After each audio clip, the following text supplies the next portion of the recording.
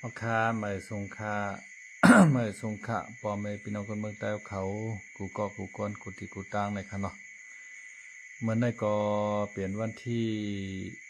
1 วันเดือนธันวาคมปี2565ในคันเนาะ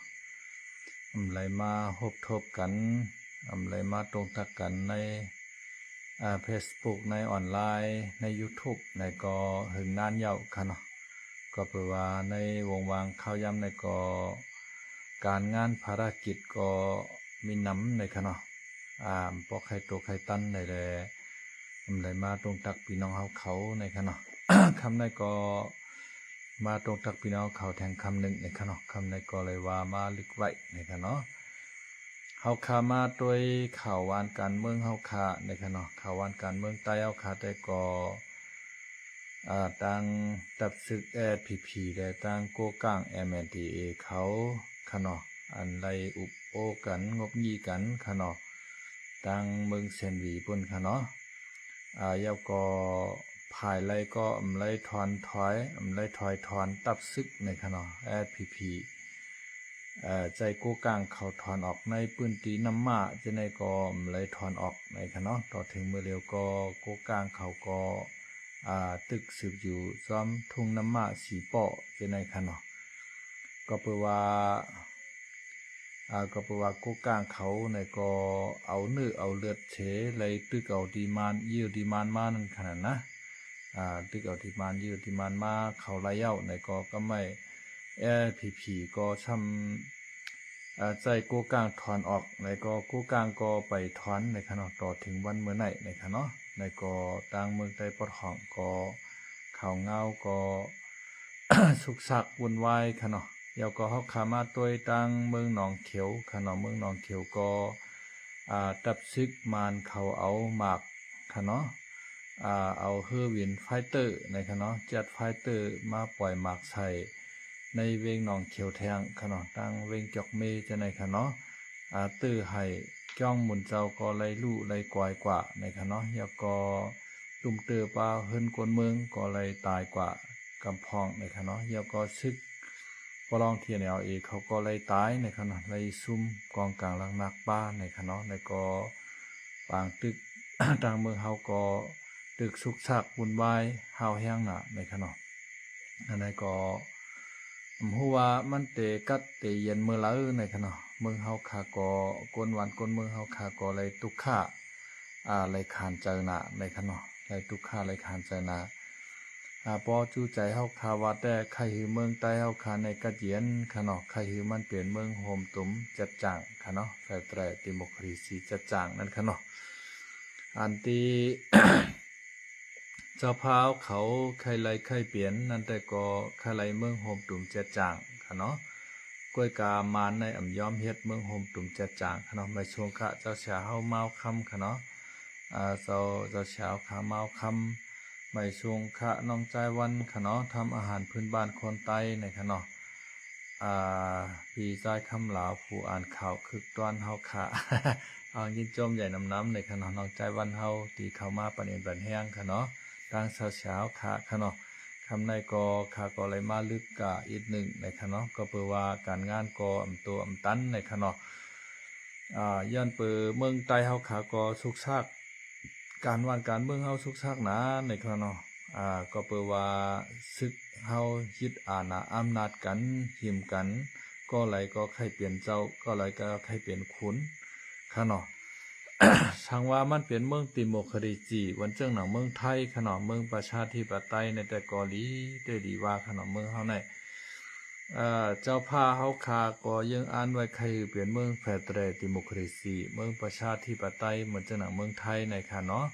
กล้วยกามานเขาย่อมเฮ็ดจอมขนมมานเขาห้ำหุบเอากว่าเป็ดมดขนมยาวก็แหมตายเจ้าผ้าเฮาหลอกเลียนเจ้าพาวลงกายันกุงให้แล้วว่าเฮาติปันเมืองใต้สู่ในมาเลยมายันกุงแลในเจ้าพาวขาเมืองใต้ก็เลยลงกายันกุงค่ะเนาะงาเฮ็ดนั่นเฮแลกาปันตีอยู่ตีกินตีนอนเจ้าพาวขานอนในโรงแรมอันคึกๆรูๆนั่นค่ะเนาะเพิดตี3มาได้ 2 โมง 3 โมงกลางไหนเนี่ยนะ มาในเอาเอ็นเฮียงซึกเหี่ยวมาแวดล้อมโรงแรมเหี่ยวก็ยอบเจ้าพาดเฮาขาเฮาก็ตกคอกตกท่องกะเฮียมตายก็ไรก็ฮู้ต่อถึงวันเมื่อในนั้นขนาดนะมันเป็นจังนั้นเจ้าพาดใต้เอาขาแต่ก็คายไรเมืองเฟเดรดิโมคราซีจะจางเมืองโฮมตุ่มจะจางนั่นขนาดนอกก้อยกามานเขาซ้ำใครยึดเอากาเป็นของเขาก็เหลียวนั่นขนาดนั้นพอเห็นอันยาวในก็ก้นหวานก้นเมืองในก็ห่านใจก้นกูเจ้าคือในก็ห่านใจเฮเลยอ่อนกันยิบกองกลางลังนักเฮลุกพื้นต่อสู้ตึกตอขึ้นซึกมานั่นขนาดน้อมาปาน10 ปานก้อยกาไล่ลุกพื้นไล่ตึกตอเฮาขาในมันช่ำไปใจเมียวมันขนาดมันลุกพื้นเผอลุกพื้นมันตึกเผอตึกมันเฮ็ดไหนถึงที่ฮอดยอดที่ปลายไรสิปอกขนาดเมื่อเจ้าหนังมัน มืออ่อนตั้งสุดในหมักกองนัดแรกในคณะไทยว่าหมักกองนัดแรกในลูกปืนนัดแรกในเป็นซึกยักแข่งเขาคณะซึกกะเหลี่ยงเขานั่นคณะยื้อมาอ่อนตั้งเปิดสุดค่ะยื้ออ่อนตั้งซึกใต้เฮาขากวนยื้อมาในคณะซึกกะเหลี่ยงเขาในยื้อมันยื้อแต่ยื้อว่าคณะก็ออกมานมากก็เปิดว่าในซึกกะเหลี่ยงเขาก็แตกกันมีกะเหลี่ยงพูดและกะเหลี่ยงคิดก็แม่นกันให้ในคณะกะเหลี่ยงพูดในก็หำมาเขาโฮมจอมมานขนาดเนาะกะเหลี่ยงคิดก็หำยื้อมานให้ไหน เหมือนใต้เฮาก็โคไล่และโคเขียวก็เป็นอันเดียวกันไล่ค่ะเนาะ เมื่อเตจ้าเตแรกๆมันได้ก็เป็นอันเดียวกันอยู่ค่ะเนาะก็เปิดว่าซุ่มไต้เกียงเขาในทางเรียกเจ้าน้อยช่อยอันต้าค่ะเนาะแตกผาดออกเจ้าน้อยช่อยอันต้ากว่าที่ตะปางต้องเมืองผางเหซ้ำขึ้นกับตังที่ตับตาตอนปุ่นค่ะเนาะแล้วก็มีเจ้าสือวันในมาเขาโฮมเขาเห็นในเขาก็มีเอ็นแห้งกองกลางลังนักในเอ็นแห้งก้นขึ้นมานั่นขนาดเนาะไต้เกียงในค่ะเนาะเอาก็เย็นเปลี่ยนซึกใต้วันให้อยู่วันเมื่อไหนค่ะเนาะมือเงาหงาจาตีมันแต่ก็วันให้แลลอยใต้เลี้ยงในก็มันเป็นอันเดียวกันค่ะเนาะเผื่อว่าใต้เกียงเขาค่ะเนาะขึ้นทางเล็กเจ้าน้อยเหแตกออกผาดยานเจ้าน้อยกว่าขึ้นตั้งตับห้างเขาว่าเป็นจุ้มใต้ใหม่นั่นค่ะนะแตกออกขนาดมาเหเลยเอามาเย็นเปลี่ยนอยู่มือตันยามวันเมื่อไหนนั่นขนาดเนาะเฮ็ดหือคนเมืองเอาคาไหลตุกข่าไหลปลายไหลผาดวานยานเมืองค่ะเนาะช่างเจอว่าซึกใต้เอาขาโคไลโคเขียวในเป็นอันเดียวกันเพราะว่าในแต่เมืองใต้ในคาไลก็มันตื้นไหลเอาขานะก็คาไลอีดาเมืองใต้ก้อนขอไหนก็มันตื้นไหลเอาค่ะมันเต้นก้อนขอค่ะนะย้อนเปิดว่าเฮาพร้อมโฮมเป็นอันเดียวกันเฮปอจุ่มหนึ่งหากาตั้งนาจุ่มหนึ่งช่ำจันขามันไหวให้ไหนติขานะเฮาคาหนังกันก็ขึ้นจันขากันร่วมกับติ๊กให้ไหนเอาการลุกพื้นเอาคายึดยาวมาต่อถึงมือตันยามวันเมื่อในนั่นขนาดเนาะเมื่อเจ้าหนังว่าเมื่อปานเจ้าคุณสายเอ็นแห้งใหญ่นั่นค่ะเนาะเมื่อปานเจ้าคุณสายเอ็นแห้งใหญ่ในก็สั่งผีในก็มาโฮมห้อมเจ้าคุณสายเอาเมืองใต้หลอดแล้วก้อนขอป้อตั้งไหลค่ะเนาะเมื่อเจ้าโหเป้าลงเจ้ายอดซื้อข้าวคาเอาเอ็นแห้งขึ้นมือกับเมืองใต้ปอดห้องนั่นเอ็นแห้งมันเจ้าใหญ่เอาค่ะเนาะสังโคเขียวในเอาเอ็นแห้งเหี่ยวมาโฮมเจ้าโหเป้าลงเจ้ายอดซื้อข้าวคาเพราะว่าในจึงอันไหนก็เฮ็ดถือเมืองใต้เอาคาในใครก้อนขอก็มันเลยก้อนขอมาหังก็เหลียวมันค่ะเนาะในก็เฮาห้ามกับเป็นเครื่องมือผู้เขียนแฮค่ะเนาะอย่าไปว่าจอยแถมกันฮะนะห้ามปลายตึกยื้อใต้ต่อใต้เห่มก้าซ้ำกับห้องเอาอ้อยหลีนั่นมา มาตึกจอยเฮในก็เปิ้นก็ทางหางมาเผียวมวยขาล่างเผาพันจือคือใต้เฮานั่นค่ะเนาะเข่งจันคากันปันกันกว่าตั้งนาให้ไหนคือใต้เฮาคากอจองไกไหลร่วมโจมมาต่อถึงมือตันยามวันเมื่อในนั้นขนาดนะเอาในกว่าวันตั้งนาในเตเปลี่ยนจื้อหือมิเจิงหือในก็เฮาคากอไปหันหูเลี้ยงมันไปหันตั้งมันขนาดทางชื่อว่าโคไลโคเขียวเป็นอันเดียวกันในแต่ก็เมืองใต้ในห้อมใครไหลก็มันตื่นไหลค่ะเนาะใครหือมันก้อนขอยอิดในก็มันตื่นก้อนขอค่ะเมืองใต้ในค่ะนะก็เปิดว่าโคไลโคเขียวมันโฮมเป็นอันเดียวกันไล่นั่นขนาดเนาะช่างว่ามันโฮมเป็นอันเดียวกันยาวในเมื่อเจ้าหนังว่าเจ้าคือเจ้าไหนเปิ้นก็ตื่นแต่มาโฮมใต้เฮานั่นขนาดนะช่างเจ้าว่าเปิ้นมาโฮมใต้เฮาในก็เปิ้นก็ฮัดถางเรียกใต้เฮาเปิ้นฮัดดูหลายเฮานั่นขนาดนะ มือตันยามันเหมือนในแต่ก็เอาเปิ้นทางเลขเฮาขนาดเปิ้นเอาเฮานั่งกันเฮพิดกันหม้อกันเปิ้นเอาหูเฮาหลอกกันแล้วก็อันข้ามจากมันก็ปอเมก้นเมืองใต้เฮานั่นขนาดเนาะคนเมืองใต้เฮาก็เลยปลายผาดวานยานเมืองมาเฮ็ดกินการอยู่ที่ป่าเพิงเมืองเปิ้นค่ะเนาะกำพองก็ปลายมาเมืองไทยค่ะเนาะกำพองก็ปลายกะตั้งเมืองเขกำพองก็กะปลายกะนอกวันนอกเมืองค่ะเนาะคนใต้เฮาค่ะในอันอยู่ตั้งในเมืองเฮาก็ พอวางทีก็มานเป้กินค่ะเนาะวางทีก็ตับซึกปลองเขาเป้กินวางทีก็โก้ก้างเขาเป้กินค่ะเนาะเหมือนจังหนังปู่ก้างปู่เฮงได้ตับซึกโก้ก้างเขาตีกามัดกาเฮกาปอกกาเฮียมโตโปตายใช่ในขนาดนะมันเป็นจังนั้นซึกใต้เฮาก็มีไว้อยู่หลายๆเฮาก่อมจังฮื้อเกียรติเคกลางปันวันเมืองเฮาจังฮื้อเกียรติเคกลางบันเจอจาเฮานั่นขนาดเนาะย้อนเปิดนานกวนไตเฮาขากอมจะอันมาเมืองไทยกอมใครปอกมือเย้านั่นขนาดนะกำพองก็มีตาเตมีความหวังเหนือเมืองใต้เฮาข่าวว่าปอกเก่าปอกมือขึ้นเย้าเก่าเตลอดเพอยู่เก่าเตไลเฮ็ดมาหากินเด้งต้องงายอยู่ในมีตั้งมงมองเสียยาวในมาอยู่เมืองไทยก็ปียาวข้าวหึงเย้าลูกเปิ้นก็ไลวัดไว้ตั้งเมืองในเฮในก็เปิ้นก็ซื้อตีลินตีเฮือนตีแวงให้ก็อยู่กว่าเฮ็ดไหนในเปิ้นก็ปวงใจวางใจกับเรื่องนั้นขนาดนะในก็พี่น้องใต้เฮาค่ะเนาะเหมือนเรื่องหนังเมืองเขมือกูปอกค่ะเมืองเขมือกูปอกมือปานชามกกนั่นค่ะนะเมืองเขมือปานชามกกในก็เก่าไข่เป้มาไข่เป้เก่าค่ะเนาะกำจุ่มนั่นกะโฮมปองจุ่มไหนให้ไหนคะนะกำจุ่มเหล้าปีกะโฮมปองซุนกวนเหขึ้นตึกให้ไหนเก่าโฮมปองไม่โฮมปองเก่าเหหนังคือจุ่มนั้นป้อเตะกวดปังดูแล้วกว่าให้ไหนนั่นค่ะมันเหมือนนั้นดีๆค่ะเมืองใต้เฮาในก็เหมือนจังหนังอาเซียพังอาจขึ้นมาในขะเนาะเปิ้นไข่หือมันล่มโจมค่ะแอดผีๆกับห้องเอาว่าเขาปลองเขากู้กลางเขามาตึกมันมายือมันหนังฮือป้อเตรียม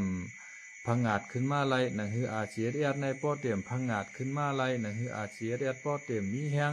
แอดผีๆขึ้นกับห้องเปิ้นมาเฮมาตึกเฮาหนังกันเฮในก็อาเซียก็ฮับมือไหลขนาดเนาะสิจุ่มมังจุ่มเดียวในค่ะนะป้ากันล่มโจมให้ในอำฮู้ว่าเมืองใต้เฮาเตรอดแล้วก่อนขอมือเหลานั่นขนาดเนาะสังเจอว่าแอดผีในปล่อยเปียดมันมาหน้ามันเหเผื่อเก่าโฮมเปิ้นเก่าโฮมใต้เฮาหนังกันน่ะดีที่สุดเก่าอยู่ภายใต้เจ้ายอดชื่อก็มันเตเปลี่ยนหางไงมันก็ตายกว่างเก่าสังเจ้าปางผ้าก็เตียบตัดเชียนใจเจิงในเฮและมาโฮมปองเจ้าหูเปาหลงเจ้ายอดชื่อก็ซ้ำดีอยู่กำหนึ่งขนาดตั้งเตหันตั้งออกผู้แรงเมื่อไรมาก็กว่าห้องเปิ้นมาเป้กินใต้เฮาให้ไหนโอ้ยดีเฮาไหนเมื่อเหลียวในโอ้ยดีเฮาในเปิ้นมาเอาหนังดินเฮาคากว่าติ๊กเอาขนาดนะเปิ้นมาเอาหนังดินเฮาคากว่าติ๊กยาวก็เปิ้นก็สร้างกินเฮาเหมือนจังหนังว่าทุ่งน้ำมาสีปอในมันมีฐานหินขนาดนะโกกลางเขาเปิ้นมายึดไหลเอาเปิ้นก็ถอยตับถอนตับปอกมือคืนเอานั่นขนาดนะแอดผีก็ฮัดกัดตึกเปิ้นฮัดกับยื้อเปิ้นเอาค่ะเนาะมันเป็นจังไหนคนเมืองก็ถูกกันดูปีช้าง ปีช้างกวามในปีช้างกวามในค่ะเนาะค่ะคนเมืองก็ถูกกันค่ะเนาะ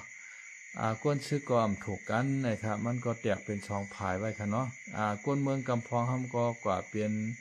ใจโคเขียวก็มีค่ะเนาะกำพองก็ห้ำกว่าเป็นใจโคลายไหนก็มีค่ะนะเปิงหลวงมันแต่ก็หรือหูก้นซึกพร้อมกันเนี่ยครับก้นเมืองแหนมถูกกันก็มันเป็นสังค่ะนะพอซึกเขาเป็นตับหนึ่งอันเดียวกันมาในก้นเมืองแหนมพร้อมกันแหนมเป็นหังมันตื่นไหลเมืองรอดแล้วก่อนขอเขาขามาด้วยปฏิการเมืองไทยในคณะตัวอย่างมันเมืองไทยในก็ประวัติตับซึกเปิ้นมีอันเดียวค่ะเนาะเปิ้นมีอันเดียวปฏิการเมืองในมีเป็น10ปฏิ20ปฏิมาเข่งกันค่ะเนาะภาคการเมืองในจีนาตำตาหลากันในสภาจะในกะว่ากะเป็นค่ะเนาะต่อพอขึ้นถึงลุ่มตราพุ่นน่ะ เก่าพ้องร้องไม่พ้องร้องเก่าพ้องร้องถึงนายกญี่ปุ่นคณะมันผิดกันไงก้อยกะว่าเพราะว่าปาร์ตี้การเมืองเมียนกันเต้ๆมายาวในเฮ็ดคือวันเมืองในยุ่งยางวุ่นวายอ่อนอ่านมา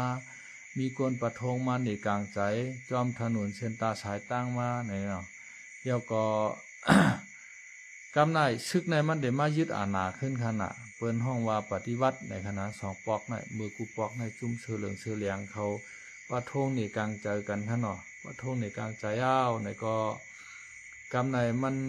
เอาไล่เอาขนาดเอาล่วงซึกในขึ้นมายึดอาณาให้กำหนึ่งขนาดเพราะว่าซึกเขามายึดอาณายาวในซึกเขาก็ขึ้นยิบกำกว่าเพราะว่าวันเมือง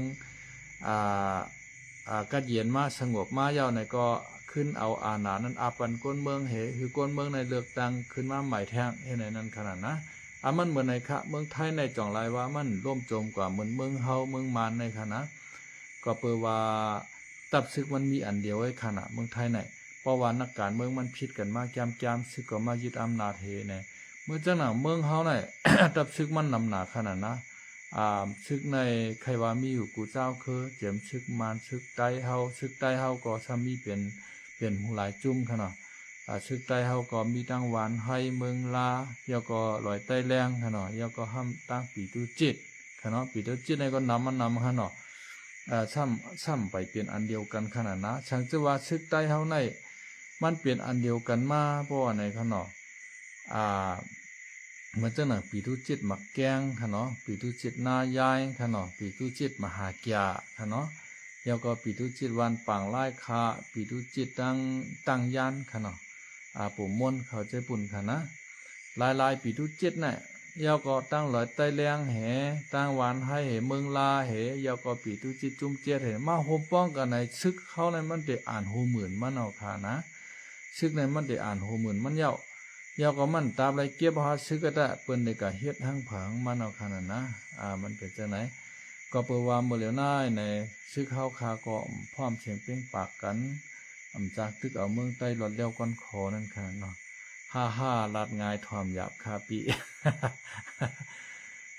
เตคานะลาดแต่มันลาดงายอยู่คือมันพร้อมกันก้อยกามันห่ำพร้อมคะเนมันหยาบนั่นค่ะนะ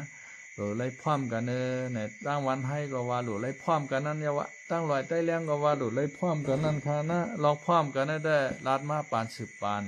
ก้อยกาอันลงมือเฮ็ดมันส่ำเปลี่ยนมานั่นขนาดนะมันเป็นจังไหนหนังฮือใต้เฮาได้พร้อมกันในคาวนตัวในแต่มันได้มีอยู่ตั้งเหลียวค่ะตั้งเหลียวในเจ้าหือในมันโหลฮือผู้เขียนใต้ในห้ำบันใต้กูผายกูตั้งหนะมังบันใต้ในคือมันเจ็บคือมันจามมันจ่องไกลพร้อมกันค่ะนะเพราะว่าผู้เขียนห้อมไปมังเฮาเจ็บจามเนี่ยเฮาก็ตึกใจใหญ่กันเขาก็ว่าเขาจ้าไม่ก็ว่าไม่จ้าเนี่ยช่างจะว่าตั้งปอดหองนั้นปลองห้ำมันผีจามโกกลางห้ำมันจามบ่ไหนจริงแต่ผีมาโฮมโคไลมันมีค่ะนะ ลอกลายไหนมันมีลอกลายไหนก็ไอ้ขานะเพราะว่าต่างฝ่ายก็ต่างอยู่กัดเย็นอยู่ให้ไหนอยู่ก็มาอุบกันเฮไหนมาปัดตั้งอุ่นใจก้นเมืองอันเฮไหนแต่มันไปเป็นอันเดียวกันมาไร ลอกลายเป็นอันเดียวกันมาไรในมันเดี๋ยวมีอยู่สองรองก็ไอ้ขาวนตัวในหานะหนึ่งก็หลวงคือผู้เขียนใต้ในห้ำบันใต้จามค่ะนะมันจะไปเข้าหากันสองมากก็ผายไรผายหนึ่งกวาดล่างกันคือมันรับคาเปเทผายในเมืองเจ้าหนังเมาจีตงทำเบ็ดเกียงคายเชือกนั่นค่ะนะเมาจีตงเมืองเขมันเป็นคอมมานิสต์นั่น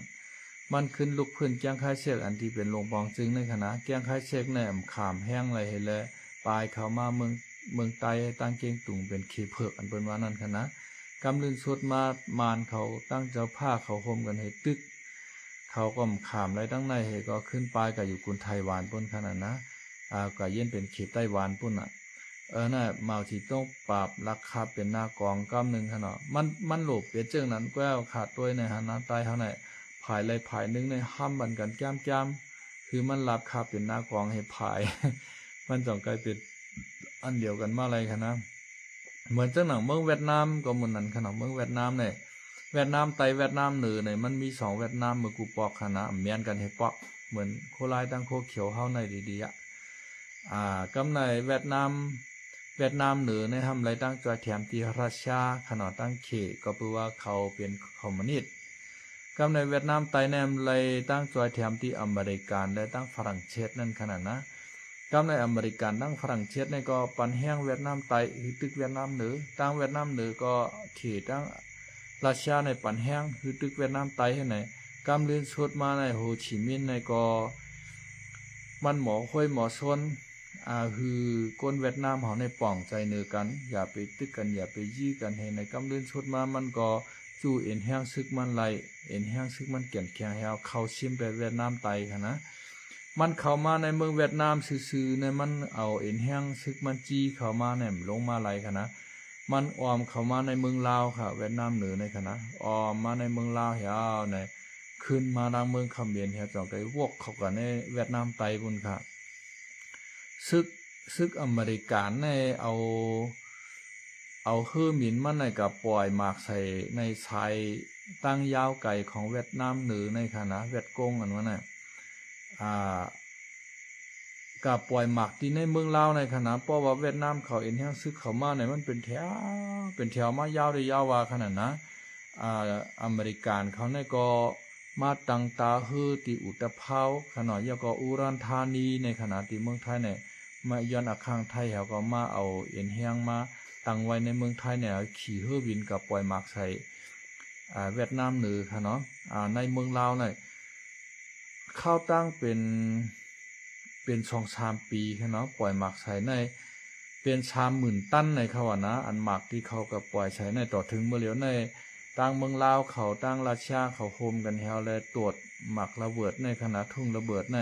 ไปหมดเลยง่ายๆเขาพี่น้องเขาพวกคนเมืองกับไทยให้ไทยหน้าในกับไทยย่าหมักระเบิดนั่นให้ได้ระเบิดใส่เขาในขาป้อปุดขาป้อฮักกับให้ในป้อเลยตายย้อนในมีดังนำค่ะต่อถึงเมื่อเหลียวในก็ในเมืองลาวในก็หมักระเบิดอันลุกเล็กๆลอกๆของนายในตึกกึดนำหนักค่ะในให้ในสวนบนเจ้าในคณะพอไทยย่ามสางถูกกับย่ามหมักก็หมักแตกตายนั่นขนาดนะมันเป็นเจ้าไหนคะกำลืนชุดมาในเวียดนามเขาในกอลูกเวียดนามเหนือลงมาต่อถึงเวียดนามไต้ในขณะเขามาดังเมืองลาวพอเขาเมืองลาวมาเขากับดังเมืองกัมพูชาเยาก็ขึ้นวกเขากับในเวียดนามไต้เยากับตึกอเมริกันเขาฝรั่งเศสเขากับปุ่นเพราะว่าเขาตึกเปียวในเวียดนามไต้เวียดนามเหนือในโฮมเป็นอันเดียวกันโฮจิมินห์เยี่ยวต่อในมันมีขนาดเวงโฮจิมินห์อันนั้น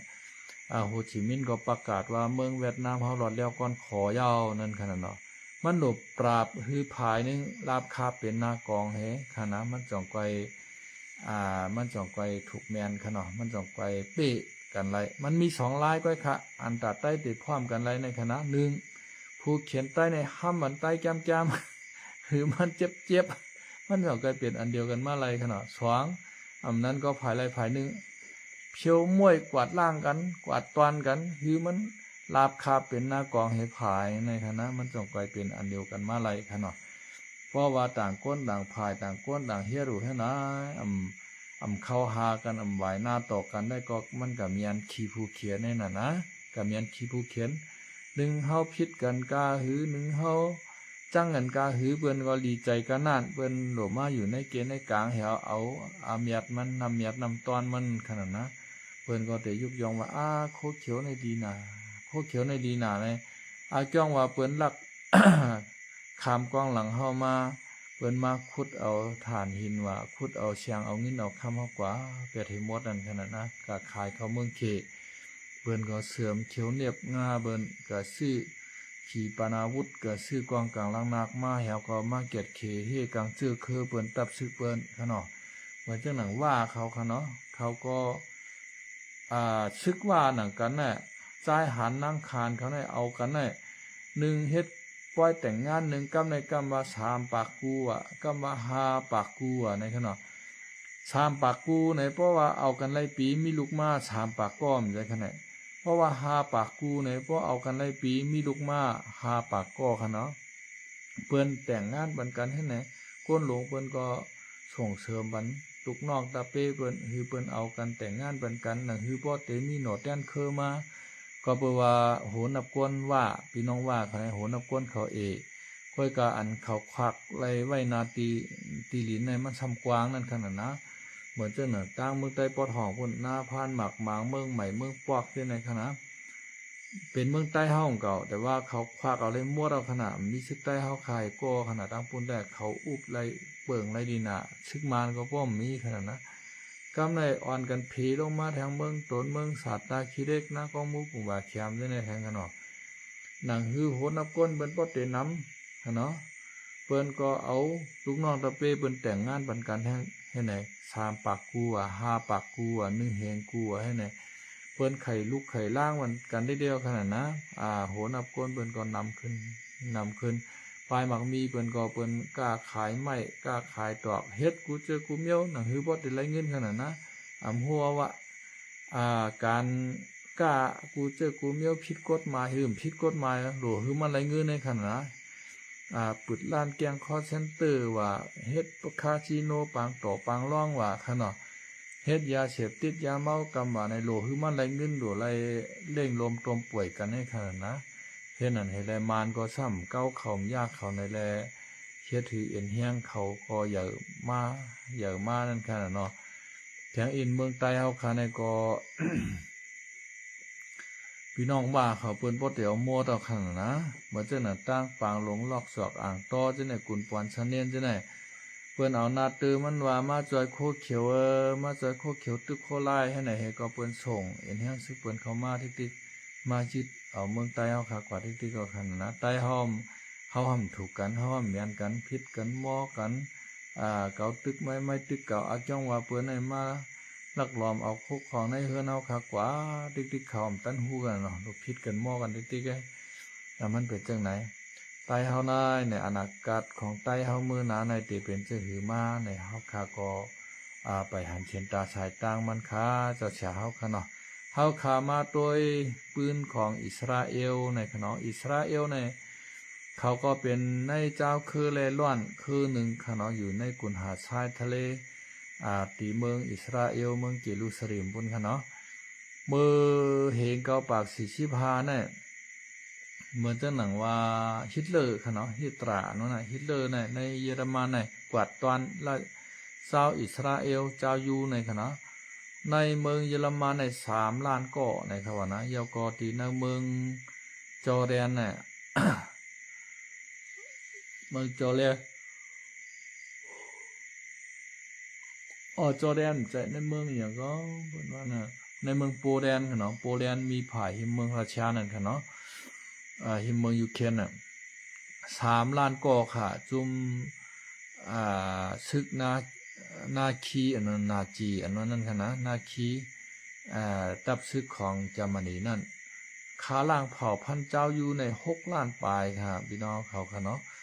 ก้อยกาเปิ้นก็พร้อมเสเป้งปัดสุดฮ้อนเปิ้นก็ต่อสู้ขึ้นเต้ๆวาๆค่ะเนาะกำลืนชุดมาเปิ้นก็ไล่มาไล่เมืองที่เมืองอิสราเอลเมื่อเดี๋ยวไหนค่ะเนาะเขาว่าโมซาดในค่ะเนาะโมซาดว่า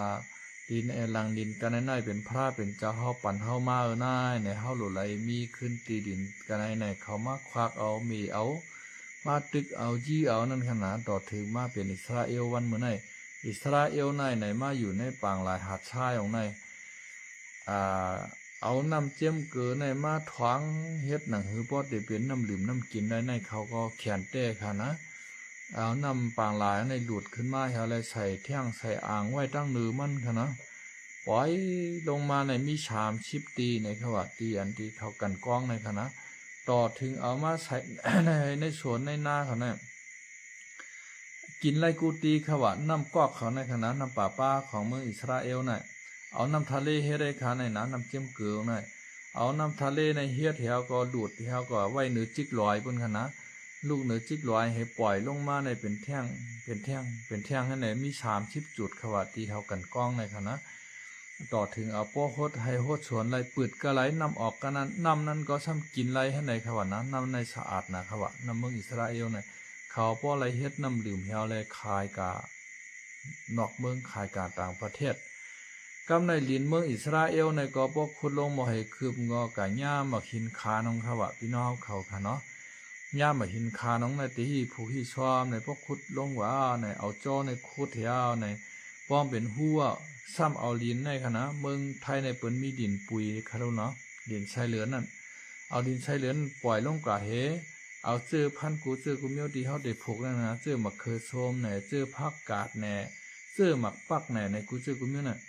ปล่อยลงกะในลูกนั่นค่ะเนาะเอาซ้อในขุดแถวก็คือเป็นลูกแถวเอาดินชายเหลือนนั่นค่ะเนาะดินขี้ตึกเหลือนนั่นปล่อยลงกะเฮ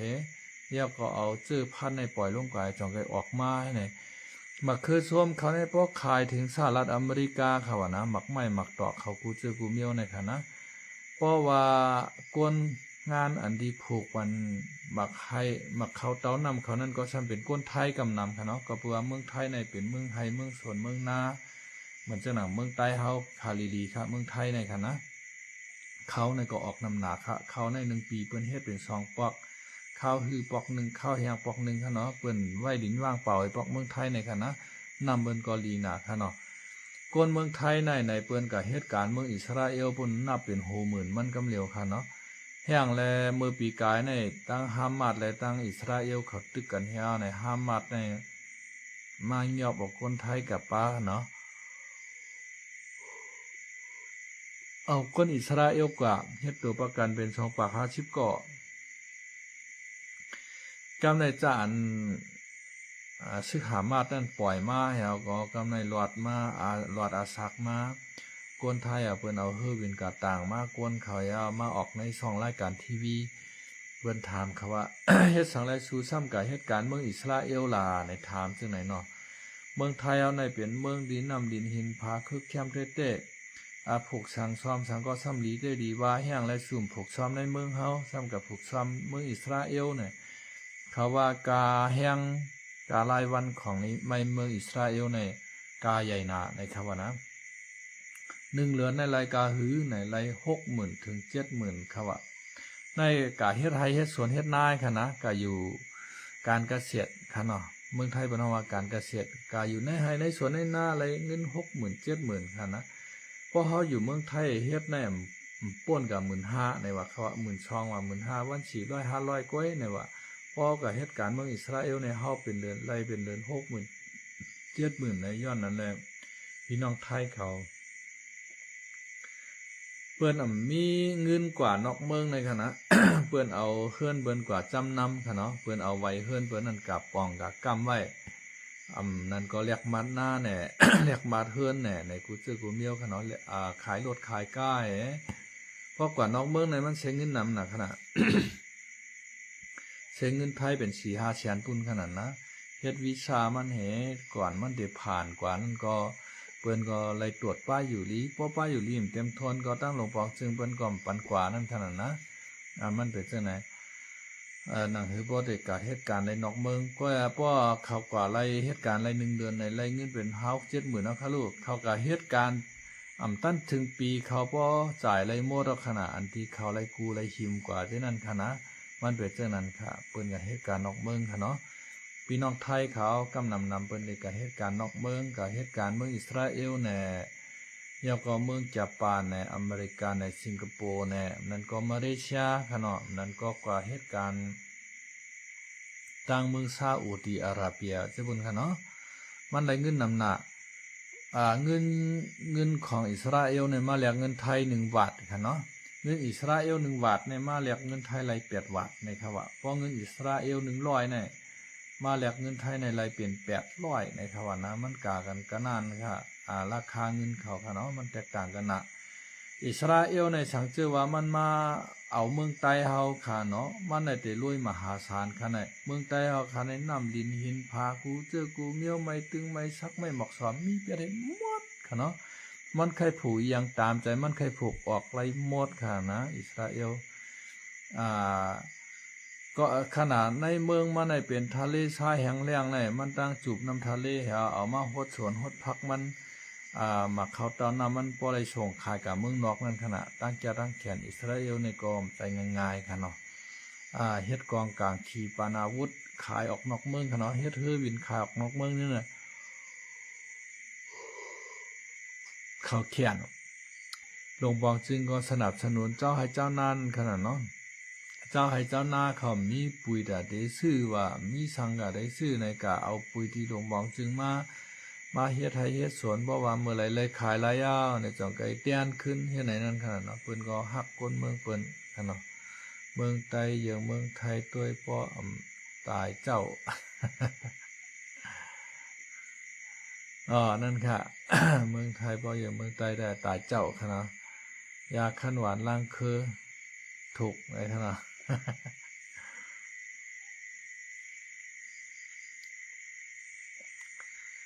ครับไม่ชงกันเนาะไม่ชงค่ะ